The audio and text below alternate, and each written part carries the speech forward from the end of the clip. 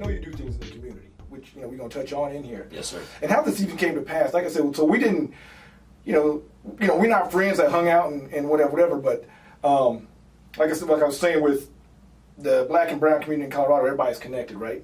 So this is what happened. I'm just gonna keep it real short, just so you know how this came to pass. Okay, so he's doing his thing, right, and I'm doing my thing, and what happens is I forget what the topic even is, but somebody had said something on Facebook, complaining as people do with on social media. Sir. Come on.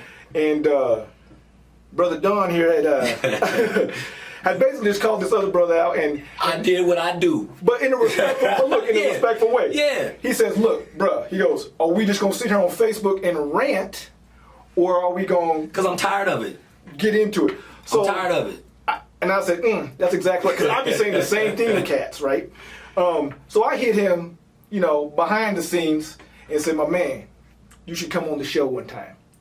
And yes, he did. So then he did his homework, as he should, and he hit me up a little. Yeah, he hit me back a little bit. He's all, man, let's do that. And let's get down. Yeah, let's talk about sir. some things that are important. And I helped him get his message out. He helped me build the platform because at the end of the day, we have the same goal. Come on, bro. Right. Yes, so those of you that know me, and if you've seen some of the other videos, I talk about some of the just little stuff, in hip hop, or a little bit of maybe the rumors that go on in the sports world. But if you look through the playlist, there's some serious stuff that's on there as well. Yes, sir. And so we just kind of talked about that and gelled on that. So let's schedule a date. And that conversation happened what, 3 days ago? 3 days ago. Yeah, 3-4 days ago. So 3 days ago. But you know what? Here we are. Brother, law governs all events, and it says in the lesson, it says, time never was when man was not. Mm-hmm. So time is a man-made constraint. So it don't take time. Right. We don't have to delay and procrastinate and complain. No, what are we doing? Right. What are we doing? Either we gonna do it or we're not. Yeah. Right? But I'm not a talker. Right. I'm not one for talking. I mean, bro, we could talk while we doing it.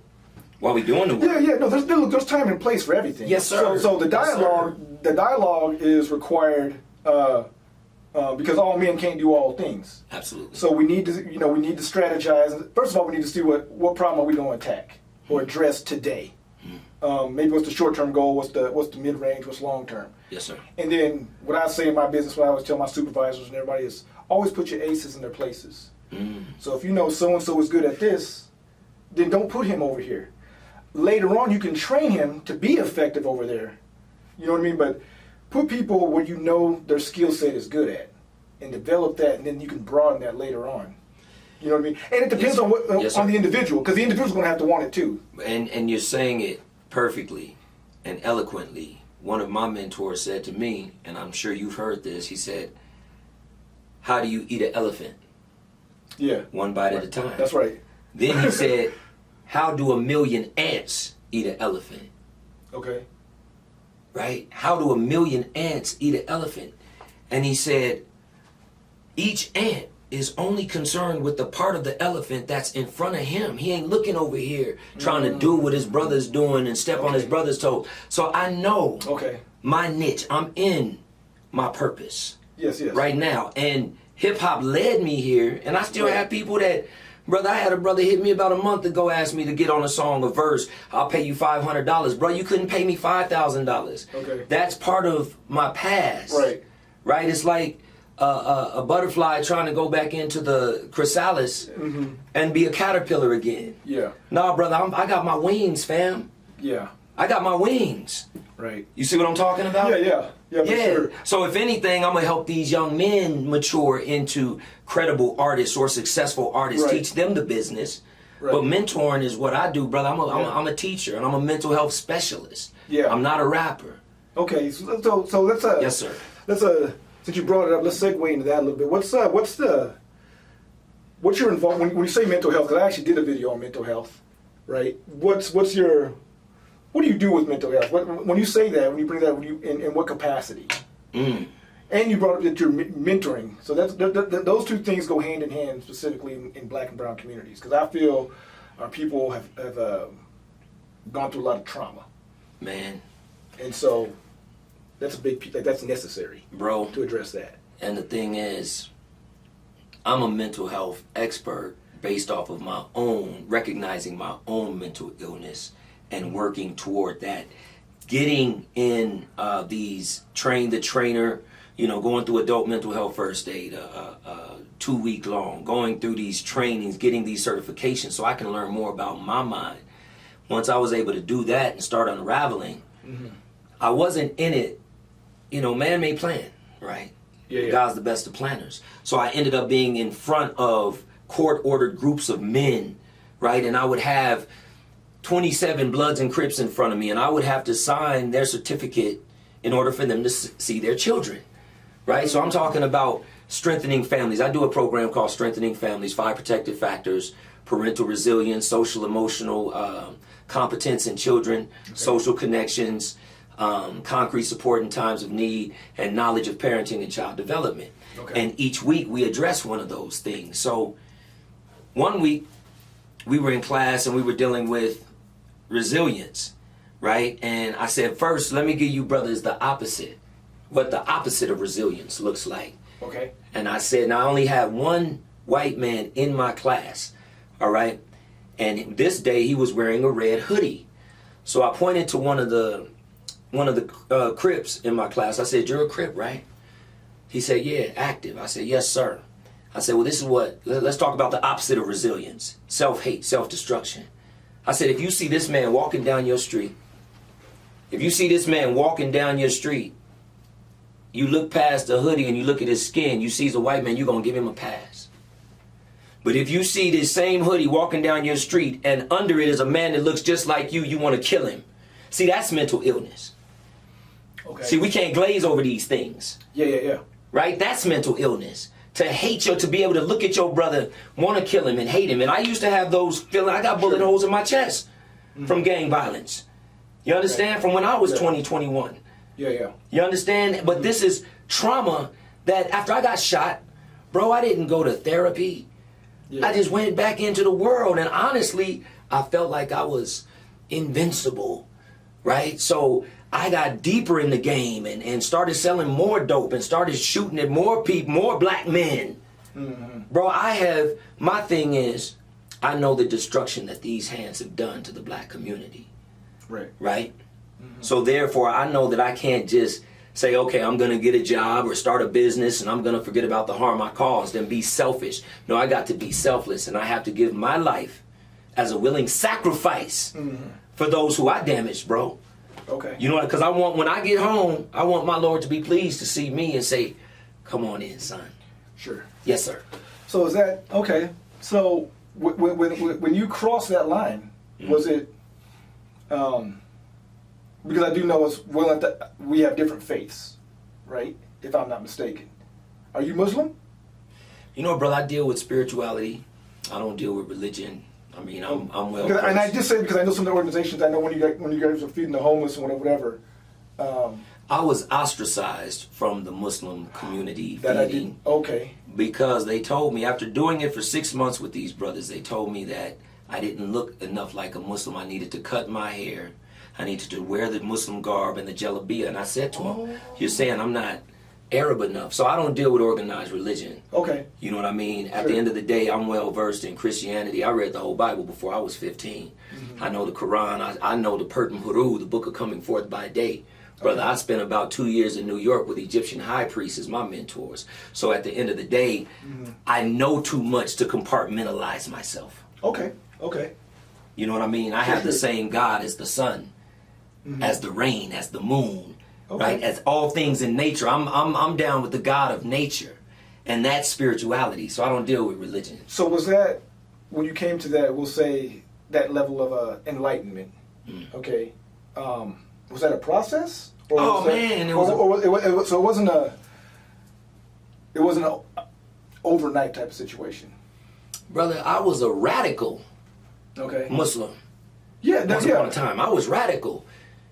But I mean, that didn't happen just... It didn't happen right overnight, but when I first got in Islam, I really felt like I had found home. And I remember right off of 30th and Peoria, we had a masjid called Salehin. And we had a masjid land fund, and we needed to raise $12,000 to save the masjid. They had raised $3,000 on their own. At the time, we had just released Capital Tutti Capi. I had a good crew of brothers, and we put together 9,000. Brought that to the table. The imam stole the money and disappeared. Wow. That was my first blow. And then I kept going. Then we got Masjid Al-Haq off of Humboldt, and I became a chief mufti.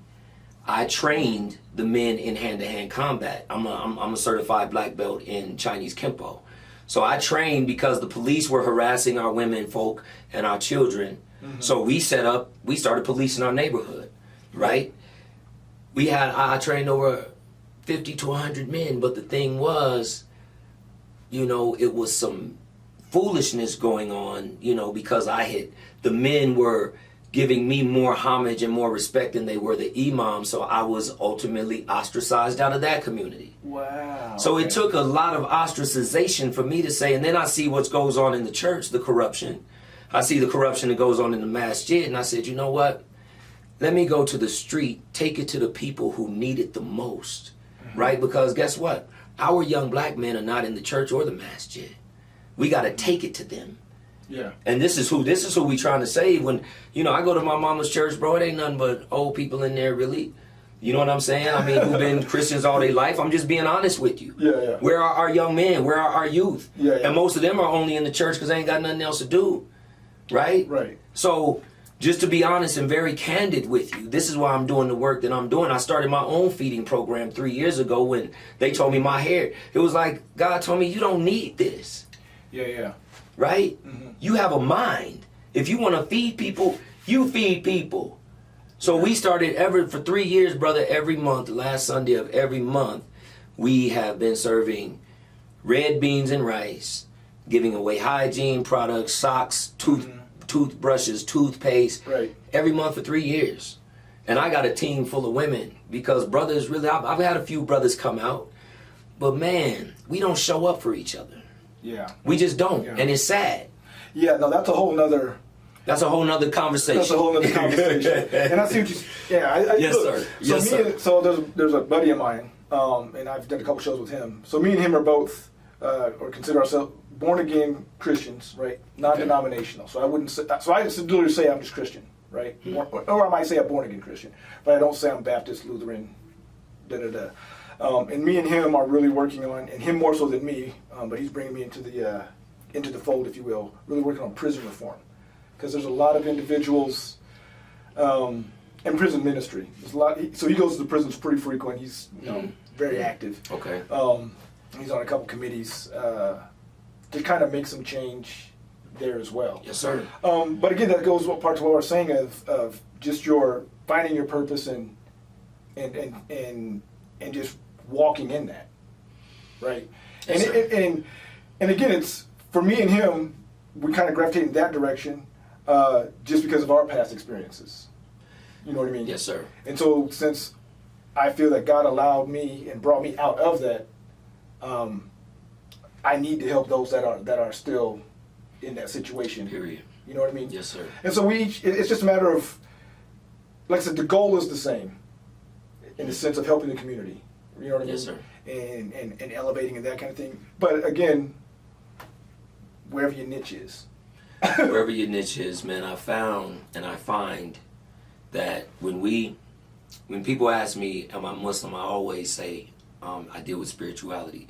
Because a lot of times when I first meet people, especially black men, that's the first question they ask. And when you answer that with an affirmative, a lot of times those preconceived notions will kick in. You know, when we talk about neuro-linguistic programming and how we have access to 2 million thoughts at a time, but once we have a certain notion presented in front of us, those keywords will limit our options, and we immediately go to an experience.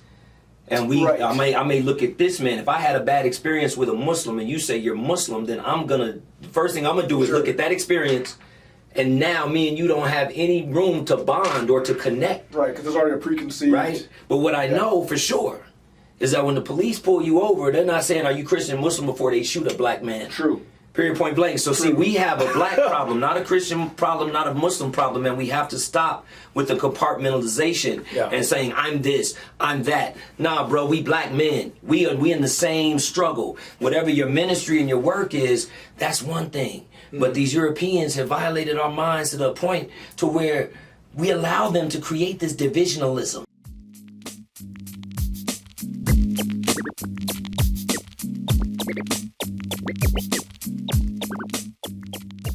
Yes, sir.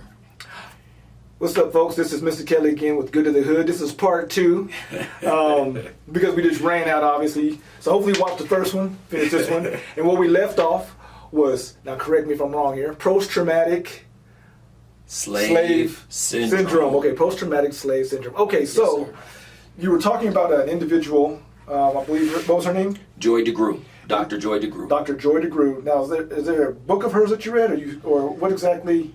Now, she does have a book called Post-Traumatic Slave Syndrome. Okay. And, you know, when we deal with post-traumatic slave syndrome, she has, she considers this a mental illness that is specific to those who had ancestors that were slaves. Okay. Right? And she talks about the symptoms, right? Hypervigilance. Hypervigilance, meaning that even if it's a threat, an apparent threat or non-apparent threat, we are always in angst. Police pull up behind us, brother. Our heart just starts beating naturally, right? She talks about another symptom is foreshortened future. We don't expect to live long as black men, right? She talks about sleep apnea. I was on a call last week doing a workshop, and I was talking about these symptoms to the brothers on the phone, and this brother literally said on the phone, and this just shed so much light on the subject. He said, man, I've been dreaming every night that the police kill me in my dreams. So this is post-traumatic slave syndrome, because at the end of the day, we can't escape it, the reality when we're awake, and we got to go to sleep and be haunted by it. Right. No, hey, look, and this is how real that is. So touch on a couple things that you just said. Yes, sir. So me and my best friend, who I'm still close with to this day, so if you remember back in the 90s, they said that the black man was an endangered species. Yes, sir. Right? Yes, sir. And they were denoting that mostly at that time, they were saying because of gang violence. Because this is when the Self-Destruction album came out and all that kind of stuff, right? And I remember when we turned 25, this is crazy. When we turned 25, we actually partied and celebrated. We said we made it. Yes, sir. We actually said we made it just because we turned 25. You see what I'm talking about? And yes, sir. So, and then with the whole thing, look, to this day, now look, I'm closer to 50 than I am 40, and to this day, if a cop pulls up behind me, just driving. Yes, sir. Just driving, just regular, yes, sir. Going from A to B, grocery store, whatever. If a cop car pulls up behind me through traffic, I'll turn, I turn off. Me too, bro. Let him go and circle back because, me too, bro. Look, and I even told my kids, you gotta be careful when you in the car driving. I told my son and all his friends, when you driving in the car and if you got your hat tilted back or whatever, either put that brim forward, or if you can do it without him seeing, just take that right off. Because it's not about, to me, and right, wrong, or indifferent. But this, like I said, this goes along with what you're saying. I'm with you, bro. I'm with you. It's not if you right or wrong. Just avoid the situation altogether. Yes, and I'm going to go on, and we'll talk about this again later on some other shows because I have some stuff coming. But I'm going to go ahead and say this on the record because me and my son talk about this all the time. Okay. Clearly, I'm light skinned, right? And I have these feelings and I have my experiences, and I get profiled when I go to the store. Come on. I do not sleep on the fact, and I acknowledge and know that you and many of the people on my dad's side of the family are darker. So I know that y'all's experiences are more traumatic and worse than mine many times. Thank you. Maybe even more frequent. I know that. I would be foolish to not think that's the case because I know what I've experienced and I'm light. Because I've gone many places. This happens at least once a week when I go somewhere. They just assume that I'm Hispanic or I'm Mexican or Puerto Rican or whatever. Right? Yes, sir. Because my hair texture or my skin tone or whatever. Yes, sir. So I know that from a distance, when they look at me, I get that same pass in many ways. Now that's not to say that brown people don't have their own trials in America here, because I know plenty of them and plenty of stories as well. But I just wanted to say that because I get it. You know what I mean? Like I said, all my dad's people from Montgomery, Alabama, so everybody's dark. I'm light because my mom's from the Philippines. You see what I'm saying? So that's where the light skin color for me comes from. So our experiences are very similar but very different. But even with all that being said, like I said, man, when I see the police, I'm like, but I'm not so foolish as to say we don't need some form of law and order. Absolutely. We just need to revamp this current system that we call law and order. Absolutely. Right? Yes, Because otherwise it'd be Mad Max out here. Amen. Yeah, brother. Free for all. Yeah, it'd be. Yeah, and so we don't want that. But that definitely does have a big deal to do with our mental, with our mental stability. Come on, bro. Mental illness or mental health. Because look, for the longest time I thought that was normal. Ain't that something? Bro, because we normalize trauma. No, that's what we do. Yeah. We normalize it. Yeah. And that causes mental illness. It causes cognitive dissonance and mental illness. Mm-hmm. Right? Because I can be as gangster as I want to be in the street. When I was out there in the street, and I was the type of guy in the street that will fight a blood, a Crip, and the police. See, I was the worst type of guy because there was no fear. Right. But most of these so-called gangsters in the street, they'll pull a gun on their brother, but when the police say drop it, they drop it and put their hands up. My thing is, if you're going to go all the way with it, if you got to make your mind up, right? What Jesus say? Yeah. You're not hot or cold, you're lukewarm, and that's why my Father don't love you. Mm-hmm. That's why you can't know love, because you're lukewarm. Make your mind up. Pick a side. Are you hot or you cold? Right. What are you doing? Yeah. So are you going to be a killer or not? Come on, man. What you going to do? Yeah. If that's what you're going to choose. Yeah. Right? Yeah, go hard or go home. Then come on, man. Yeah. And this is what, even with mentoring and teaching, this is what the Most High said, hey, are you going to be hot or cold? Yeah. Because it took my business, my small business, to be considered non-essential for me to say, okay, I'm going straight community. I'm going full-fledged community. I shut down my car lot, right? And I was making good money. Okay. But I realized that, it's not about the money. Yeah. Right? It's not, it really isn't. So for the last 6 months, brother, I'm telling you, I would, before this pandemic, this is 1 week. In 1 week, I would be in 2 rec centers. I would be in 4 schools with after school program every day. Right? I'm in Kepner. I'm in DC 21 with at-risk youth. I'm over it. So I was leaving my business shooting at these schools way off of Kepner's, off of Kentucky and Federal. Okay. Right? Oh, okay. All right. Yeah, MLK. Yeah. I mean, so this was the work I was doing, and I bonded with these youth. Bonded with them because I told them that they were somebody, and I gave them a voice, and I told them they were kings. Sit up. Take your hat off. Take your hoodie off. Ain't no niggas in here. Mm-hmm. See, and to hear that you're great from a stranger sometimes is more impactful than hearing it from a family member. No, that's true. You understand? That's true. And sometimes they need somebody who looks like them. Right. Who looks like them and who means it. Right. Right? Right. And then when they believe that, when they internalize that and make that part of their flesh, it begins to remove trauma. That's the only thing that can remove trauma. Today on the virtual summer camp, I asked the youth, how do you turn negative thoughts to positive thoughts? How do you flip that? And I told them through affirmations. And I told them a story about a young man who was born with spinal bifida, right? And by the time he was 7, it's a spinal bifida, for you, those of you who don't know, it's a curvature of the spine. So what ended up happening, by the time he was 7, 8 years old, the doctor said, we've done everything we can do. Mm-hmm. He'll never be a normal child. He'll never play on the swings. He'll never run through the park and the playground. And his parents had done everything they had done, everything they can do. Mm-hmm. But this young man, right, he created an affirmation that said, I am whole, perfect, strong, powerful, loving, harmonious, and happy.